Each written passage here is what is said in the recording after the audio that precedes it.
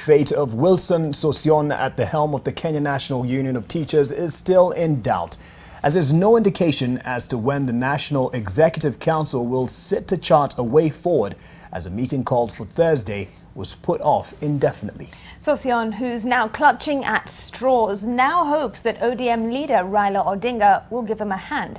NTV's Brenda Wanga has more. Yes. The rush to save the embattled KNUT Secretary General has roped in the former Prime Minister Raila Odinga. Today, KNUT officials from Nyanza sought the former Prime Minister's intervention as the union seeks to thaw the frosty relations that currently prevail between the union and its employers. The meeting, part of a series of events that the Secretary General now says informed the decision to cancel Thursday's National Executive Council meeting. National Executive Council shall naturally have their meeting as agreed once we exhaust. The National Executive Council had been expected to, amongst other things, make a decision on the position of the long-serving Secretary General in the face of his deregistration from the teacher's role, a fact that the Secretary General says has no impact on his legal standing to lead the union. I want to ask, there are many teachers in Parliament, including the Chairman of Education Committee, Honorable Mele. Have they also deregistered him and all other members of Parliament? No, deregistration is an act of disciplinary action.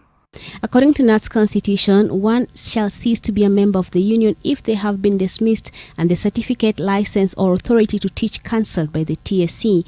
Sossion now finds himself at the mercy of those who are opposed to his stay in office. The teachers are suffering and the union is dying. But his problems include more than just his removal from the classroom.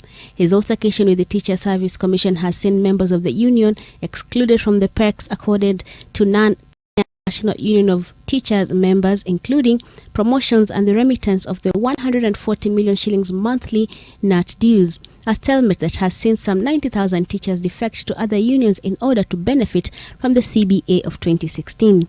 And I think this is the lowest level. The Secretary General says the union has moved to court and filed contempt of court proceedings against their former employer to compel them to not only pay the union dues but also to reinstate the perks contained in the CBA, including the automatic promotion of teachers after 3 years at one job group.